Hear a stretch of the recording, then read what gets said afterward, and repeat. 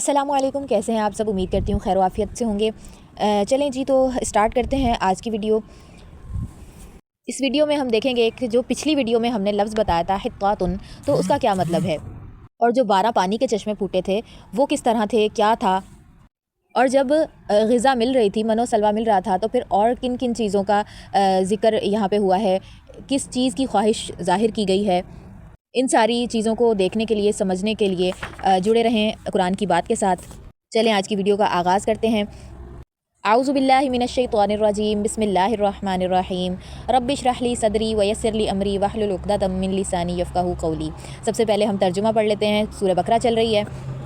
حطاتن کا مطلب بتاتی چلوں۔ حطاتن کے دو مطلب ہو سکتے ہیں، ایک یہ کہ خدا سے اپنی خطاؤں کی معافی مانگتے ہوئے جانا، دوسرا یہ کہ لوٹ مار اور قتل عام کے بجائے بستی کے باشندوں میں سے درگزر اور عام معافی کا اعلان کرتے ہوئے جانا۔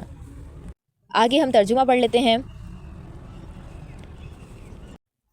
اللہ تعالیٰ یہاں پہ پھر یاد کروا رہے ہیں کہ یاد کرو جب موسیٰ نے اپنی قوم کے لیے پانی کی دعا کی تو ہم نے کہا کہ فلاں چٹان پر اپنا عصا مارو، چنانچہ اس کے 12 چشمے پھوٹ نکلے، اور ہر قبیلے نے جان لیا کہ وہ کون سی جگہ اس کے پانی لینے کی ہے۔ اس وقت یہ ہدایت کی گئی تھی کہ اللہ کا دیا ہوا رزق کھاؤ پیو اور زمین میں فساد نہ پھیلاتے پھرو۔ یاد کرو جب تم نے کہا تھا کہ اے موسیٰ، ہم ایک ہی طرح کے کھانے پر صبر نہیں کر سکتے، اپنے رب سے دعا کرو کہ ہمارے لیے زمین کی پیداوار، ساگ، ترکاری، کھیرا، ککڑی، گیہوں، لہسن، پیاز، دال وغیرہ پیدا کرے۔ تو موسیٰ علیہ السلام نے کہا، کیا ایک بہتر چیز کے بجائے تم ادنا درجے کی چیزیں لینا چاہتے ہو؟ اچھا، کسی شہری آبادی میں جا رہو، جو کچھ تم مانگتے ہو وہاں مل جائے گا۔ آخر نوبت یہاں تک آ پہنچی کہ ذلت و خواری اور پستی و بدحالی ان پر مسلط ہو گئی، اور وہ اللہ کے غضب میں گھر گئے۔ یہ نتیجہ تھا ان کا کہ وہ اللہ کی آیات سے کفر کرنے لگے اور پیغمبروں کو ناحق قتل کرنے لگے۔ یہ نتیجہ تھا ان کی نافرمانیوں کا اور اس بات کا کہ وہ حدود شرع سے نکل جاتے تھے۔ یہاں پہ جو ذکر ہو رہا ہے چٹان کا، وہ چٹان اب تک جزیرہ نما سینا میں موجود ہے۔ سیاح اسے جا کر دیکھتے ہیں، اور چشموں کے شگاف میں بھی ابھی تک یہ پائے جاتے ہیں۔ یعنی 12 چشموں میں یہ مصلحت تھی کہ بنی اسرائیل کے قبیلے بھی 12 ہی تھے، یعنی 12 ہی قبیلے تھے اور 12 ہی چشمے تھے۔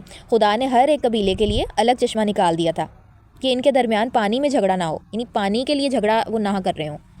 پھر یہاں پر جہاں من و سلوہ کی بات ہوئی ہے، تو یہ مطلب نہیں ہے کہ من و سلوہ چھوڑ کر جو بے مشقت مل رہا ہے وہ چیزیں مانگ رہے ہوں جن کے لیے کھیتی باڑی کرنی پڑے گی، بلکہ اس کا مطلب یہ ہے کہ جس بڑے مقصد کے لیے یہ چیز تم سے کرائی جا رہی ہے، اس کے مقابلے میں کیا تم کو کام و دہن کی لذت اتنی مرغوب ہے کہ تم اس مقصد کو چھوڑنے کے لیے تیار ہو اور ان چیزوں کی محرومی کچھ مدت کے لیے بھی برداشت نہیں کر سکتے۔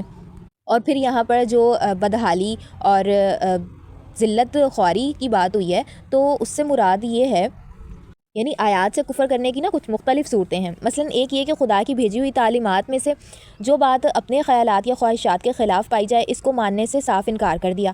اور دوسرا یہ کہ ایک بات کو یہ جانتے ہوئے کہ خدا نے فرمائی ہے، پوری ڈھٹائی اور سرکشی کے ساتھ اس کے خلاف ورزی اور حکم الہی کی کچھ پرواہ نہ کی۔ تیسرا پھر آگے یہ کہ ارشاد الہی کے مطلب و مفہوم کو اچھی طرح جاننے اور سمجھنے کے باوجود اپنی خواہشات کے مطابق اسے بدل ڈالا۔ یعنی ایسا ہوتا ہے کہ کئی بار جو چیز ہمارے لیے آسان ہوتی ہے ہم وہ چیز کر لیتے ہیں، ٹھیک ہے، اور جو چیز ہمارے لیے مشکل ہوتی ہے ہم وہ چھوڑ دیتے ہیں۔ اور پھر آگے اللہ تعالیٰ کہہ رہے ہیں کہ یقین جانو کہ نبی عربی کو ماننے والے ہوں یا یہودی عیسائی ہوں یا سابی ہوں، جو بھی اللہ اور آخرت پر ایمان لائے گا اور نیک عمل کرے گا، اس کا اجر اللہ یعنی رب کے پاس ہے، اور اس کے لیے کسی قسم کا کوئی خوف اور رنج کا موقع نہیں ہے۔ یاد کرو وہ وقت جب ہم نے طور کو تم پر اٹھا کر تم سے پختہ عہد لیا تھا اور کہا تھا کہ جو کتاب ہم تمہیں دے رہے ہیں اسے مضبوطی کے ساتھ تھامنا، اور جو احکام و ہدایات اس میں درج ہیں انہیں یاد رکھنا۔ اسی ذریعے سے توقع کی جا سکتی ہے کہ تم تقویٰ کی روش پر چل سکو گے، مگر اس کے بعد تم اپنے عہد سے پھر گئے۔ اس پر بھی اللہ کے فضل اور اس کی رحمت نے تمہارا ساتھ نہ چھوڑا، ورنہ تم کبھی کے تباہ ہو گئے ہوتے۔ پھر تمہیں اپنی قوم کے ان لوگوں کا قصہ تو معلوم ہی ہے جنہوں نے سبت کا قانون توڑا تھا۔ ہم نے انہیں کہہ دیا کہ بندر بن جاؤ اور اس حال میں رہو کہ ہر طرف سے تم پر دھتکار پھٹکار پڑے۔ اس طرح ہم نے ان کے انجام کو اس زمانے کے لوگوں اور بعد کے آنے والی نسلوں کے لیے عبرت اور ڈرنے والوں کے لیے نصیحت بنا کر چھوڑا۔ اس واقعے کو قرآن میں مختلف مقامات پر جس انداز سے بیان کیا گیا ہے، اس سے یہ بات صاف واضح ہوتی ہے کہ اس وقت بنی اسرائیل میں ایک مشہور و معروف واقعہ تھا، لیکن اب اس کی تفصیلی کیفیت معلوم کرنا مشکل ہے۔ بس سمجھنے کے لیے یہی ہم دیکھ سکتے ہیں کہ پہاڑ کے دامن میں مثال لیتے وقت ایک خوفناک صورتحال پیدا کر دی گئی تھی کہ ان کو ایسا معلوم ہوتا کہ گویا پہاڑ ان پر آ پڑے گا۔ ایسا ہی کچھ نقشہ سورہ الاعراف میں بھی آیت نمبر 171 میں بھی کھینچا گیا ہے۔ اب یہاں پہ سبت کا لفظ استعمال ہوا تھا، یعنی ترجمہ تھا نا کہ پھر تمہیں اپنی قوم کے ان لوگوں کا قصہ تو معلوم ہے جنہوں نے سبت کا قانون توڑا۔ تو سبت یعنی ہفتے کا دن بنی اسرائیل کے لیے یہ قانون مقرر کیا گیا تھا کہ وہ ہفتے کو آرام اور عبادت کے لیے مخصوص رکھیں، یعنی ایک دن۔ اس روز کسی قسم کا دنوی کام، حتیٰ کہ کھانا پکانے کا کام بھی وہ خود نہ کریں، نہ اپنے خادموں سے لیں۔ اس بات میں یہاں تک تاکیدی احکام تھے کہ جو شخص اس مقدس دن کی حرمت کو توڑے گا وہ واجب القتل ہے۔ لیکن جب بنی اسرائیل پر اخلاقی اور دینی انحطاط کا دور آیا تو وہ اعلیٰ الاعلان سبت کی بے حرمتی کرنے لگے، حتیٰ کہ ان کے شہروں میں کھلے بندوں سبت کے روز تجارت ہونے لگی، یعنی جو دن ان کے لیے عبادت کے لیے مختص کیا گیا تھا انہوں نے اس دن کا بھی اس طرح استعمال نہیں کیا جس طرح کرنا چاہیے تھا۔ اس واقعے کی جو تفصیل ہے وہ آگے سورہ اعراف میں بھی آئی ہے، تو ہم اس کو بھی دیکھیں گے انشاءاللہ۔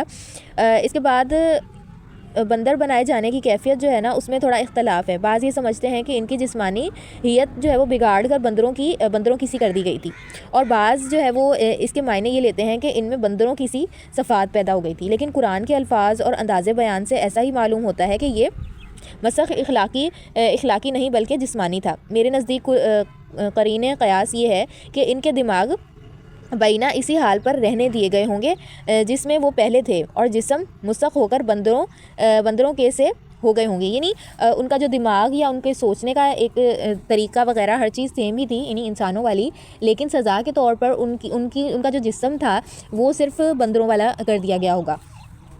آج ہم نے اس چیز کو بھی تھوڑا سمجھا ہے، سمجھنے کی کوشش ہی کر سکتے ہیں، اور آگے بہت انٹرسٹنگ سی چیزیں آ رہی ہیں انشاءاللہ، ہم آگے بھی دیکھیں گے ان چیزوں کو اگلی ویڈیو میں۔ آگے جو ہے وہ ایک اور واقعہ آ رہا ہے حضرت موسیٰ علیہ السلام کا، جہاں پہ گائے ذبح کرنے کا بھی ایک ذکر کیا گیا ہے، تو ہم اس واقعے کو بھی دیکھیں گے، اس کو بھی سمجھیں گے۔ اور بہرحال قرآن ہی ایسی کتاب ہے جہاں پہ ہمیں دنیاوی اور دینوی دونوں ہی طرح سے گائیڈ کر رہا ہوتا ہے۔